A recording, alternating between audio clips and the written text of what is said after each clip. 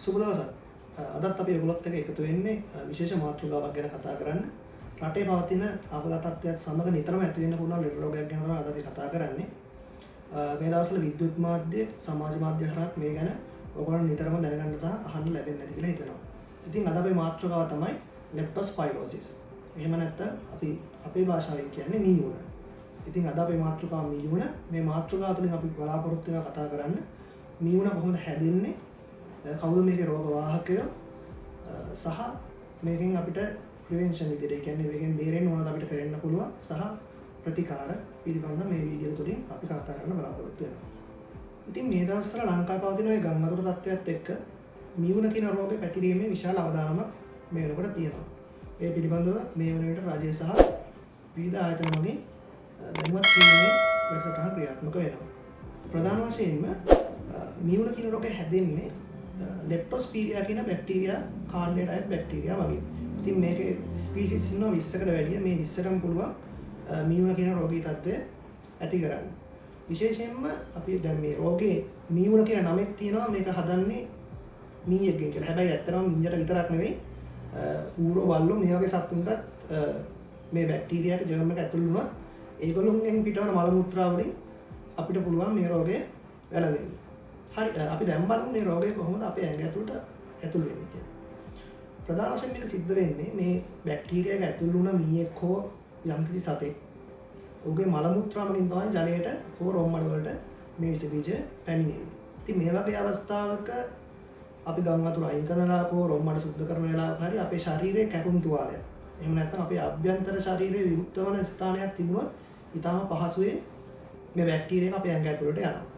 ඉතින් ඒ වගේ වෙලාවක හයි රිස්ක් අවස්ථාවක් තමයි අපි හඳුන්වන්නේ. මේක අපි කැටගරි කරනවා රිස්ක් එක බොහොම අඩු, මධ්‍යස්ථ සහ ඉතා වැඩි අවදානමක් තියෙන වශයෙන් කොටස් ගුණවල අපි බෙදා වෙන් කර දක්වනවා. ඉතින් මේ වගේ කැපුම් තුවාලයක් හෝ යම්කිසි විවුර්ත වීමක් තිබුණොත් ඉතා පහසුවෙන් මේ බැක්ටීරියාව අපේ ඇඟ ඇතුළට ඇතුළලා මීයුණ කියන තත්ත්වය ඇතිවීමේ අවදානමක් තියෙනවා. අතන නම් කෙනෙක්ට හිතෙන්න පුළුවන් කොහොමද බැක්ටීරියාක මෙච්චර වතුරේ සහ පස්වල මඩවල තියෙන්නේ කියලා. ඉතින් ඇත්තටම මෙයාට එහෙම ඉන්න පුළුවන් හැකියාවක් තියෙනවා. මොකද අපි මෙයා වර්ග කරන්නේ ග්‍රෑම් නෙගටිව් ඔබ්ලිගේට් ඒරෝබික් බැක්ටීරියාක් විදියට. ඉතින් මෙයාගේ පිටත කුෂ්ඨය හැදිලා තියෙන්නේ ලිපෝපොලිසැකරයිඩ් ආවරණයකින්. ඉතින් මෙයාට හොඳට ඔරොත්තු දීමේ හැකියාවක් තියෙනවා. සාමාන්‍යයෙන් ජලය තුල දවස් 16ක් හා රොම්මඩ වගේ තැන්වල දවස් 26ක් මාසයක් වැනි කාලයක් ජීවත් වීමේ හැකියාවක් තියෙනවා. ඒකෝර මේ වගේ අවස්ථාවල දැන් ගෙවල් සුද්ධ කරන අවස්ථාවල වගේ කෙනෙක් හිතන්න පුළුවන් දැන් මේ බැක්ටීරියාක මෙතන නැහැ, ප්‍රශ්නයක් නැහැ කියලා.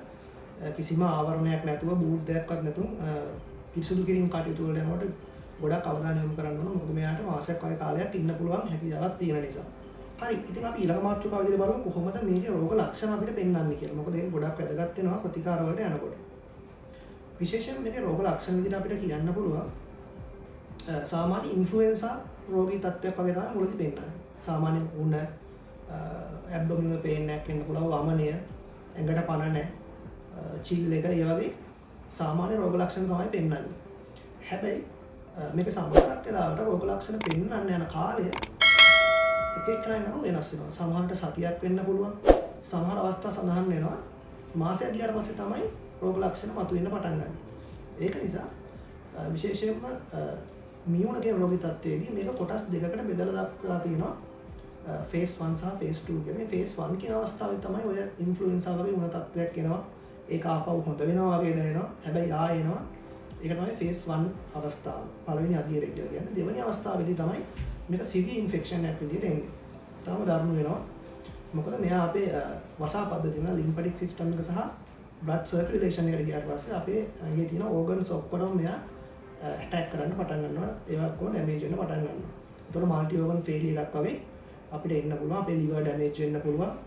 හුස්ම ගැනීම අපහසුතාව ඇති වෙන්න පුළුවන්. ඉතින් මේ දෙවෙනි අවස්ථාවට ගියොත් අනිවාර්යයෙන් රෝගියාට බොහෝ දුරට ICU එකකට දාලා තමයි ප්‍රතිකාර කිරීම සිද්ධ කරන්න වෙන්නේ. ඉතින් ඔයගොල්ලෝ තේරෙනවා මේක හැදුනොත් එහෙම කොච්චර බරපතල තත්ත්වයක්ද කියලා. ඒකින්ද හොඳම දේ අපිට පුළුවන් හැම වෙලාවෙම ආරක්ෂිත පියවර අනුගමනය කරන එක. ඒතකොට මේ රෝගය හඳුනා ගැනීමේ පරීක්ෂණ සහ ප්‍රතිකාර පැත්තට අපි යොමු වෙනකොට මේක අපිට කලින් හඳුනා ගන්න පුළුවන් PCR වගේ පරීක්ෂණ කරලා තිබුණොත් අපිට කලින් හඳුනා ගැනීමේ හැකියාවක් තියෙනවා. ඒතකොට අපිට ඉක්මනට අවශ්‍ය ප්‍රතිකාර පටන් අර අධීර දෙකට යන තත්ත්වය වළක්වා ගැනීම හැකියාවක් තියෙනවා. ඒ වගේම අපේ බ්ලඩ් ටෙස්ට් හා සීරොලොජිකල් ටෙස්ට් තියෙනවා. මේ වගේ ඉක්මනින් මේක හඳුනා ගැනීම හැකියාවක් තියෙනවා. ඉතින් ඒ වගේ තමයි මේ රෝගේ වළක්වා ගන්න පුළුවන් අපිට ඉතින් කරන්න තියෙන එකම දේ තමයි මේ වගේ ගම්මතුරු නායම් වගේ තියෙන තැන්වලදී ආරක්ෂිත අපිට ඇඳුම් මොන හරි බූට් වගේ දෙයක් පාවිච්චි කරන්න පුළුවන් වතුරේ නිතරම ගැවසෙනවා නම් ඒ වගේම පවිත්‍ර කිරීමේ කටයුතු වලට යනවා නම් ඒ වගේ බූට්ස් මොන හරි ගවුම් වගේ දේවල් ශරීරය ගොඩක් නිරාවරණය වෙන්නේ නැති විදිහට ආරක්ෂාකාරී විදිහට මේ දේවල් කරන්න ඕන. අනිත් කාරණාව රෝගයෙන් වැළකී සිටින්න ප්‍රධාන වශයෙන්ම මේ දවස්වල අපි කරන්න ඕන දේවල් තමයි නිතරම ගම් වතුරට බහින්න නැතුව සමහර මම දැකලා දෙනවා පීනනවා ගම් වතුරේ. ඉතින් ඒ වගේ දේවල් නිතරම ගම් වතුරේ ඇවිදින්න නැතුව කොහේ හරි නායක් හරි ලෑන්ඩ් ස්ලයිඩ් එකක් හරි ගියා ගමන් අපේ කට්ටිය බලන්න යනවා. ඉතින් මේ වගේ දේවල් කරන එක පුළුවන් තරම් අඩු කරන්න ඕන. මොකද මේ රෝග ව්‍යාප්තිය අඩු කරගන්න ඕන. එතකොට ප්‍රතිකාර සඳහා යොමු වෙනකොට මම අර කියපු විදිහට පළවෙනි අදියර සහ දෙවෙනි අදියර ඒ මත තමයි ප්‍රතිකාරය රඳා පවතින්නේ.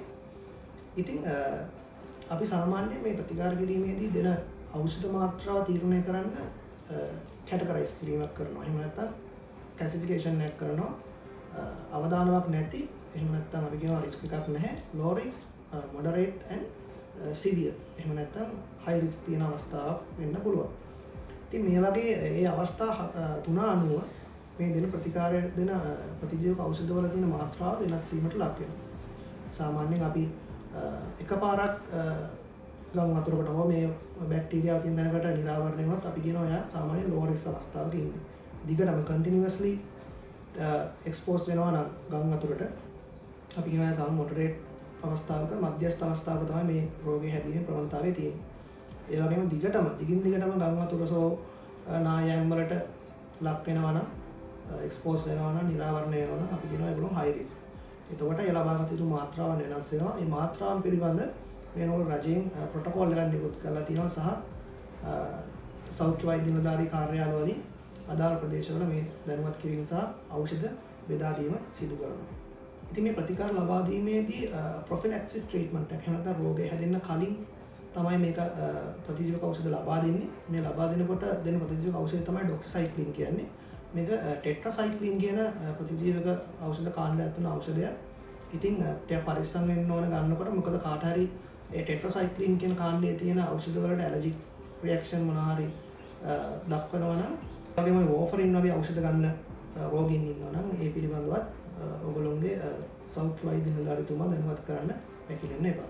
යම් කිසි කෙනෙක්ට මේ ඖෂධය ලබා ගන්න කොහොමද කොච්චර කාලයක් ගන්න ඕනද කියන එක හරියටම දැනගන්න ඕන නම් මම මේ වීඩියෝ එක පල්ලෙහා කමෙන්ට් එකේ දාලා තියෙනවා රජය මගෙන් නිකුත් කරලා තියෙන ඒ ප්‍රොටෝකෝල් එක. ඒකේ තියෙනවා කොහොමද ගන්න අවශ්‍ය වෙන්නේ කියලා. ඒ කියන්නේ අපි ඒක බැක්ටීරියාවකට එක්ස්පෝෂර් වෙන නිරාවරණ කාලය අනුව මේක වෙනස් වෙනවා.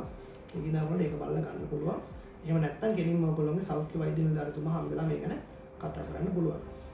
ඉතින් මේ හැමදේම ගැන කතා කරද්දී ඕගොල්ලන්ට දැනෙනවා ඇති, ඕගොල්ලෝ දන්නවා ඇති, ඕගොල්ලෝ කොච්චර දවසක් කොච්චර ප්‍රමාණයක් මේ ගම් වතුර කියන තත්ත්වයට එක්ස්පෝෂර් වුණාද, නිරාවරණය වුණාද කියන කාරණේ.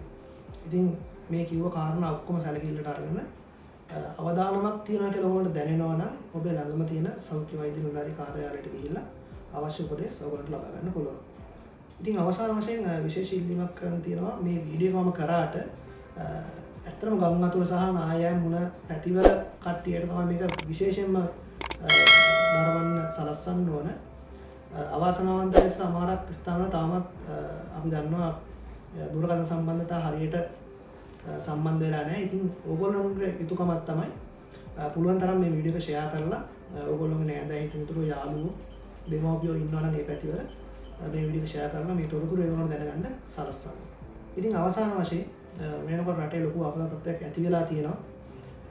මේත් එක්කම ලොකු ජීවිත ප්‍රමාණයක් අපිට නැති වෙලා තියෙනවා. ඉතින් ඒ නැති වුණු සියලුම දෙනාට සහ සියලුම පවුල් වලට මෙඩිසින් සෝය අපි මේ වෙලාවේ අපේ ශෝකය ප්‍රකාශ කරනවා. ඒ වගේම මම හිතනවා මේ වීඩියෝ ගොඩක් වැදගත් වීඩියෝයක් වෙන්න ඇති කියලා ඔයගොල්ලන්ට. ඉතින් මේ වගේ වැදගත් වීඩියෝ වලින් ඉදිරියට අපි හමු වෙමු. සුවදායි සතියක්.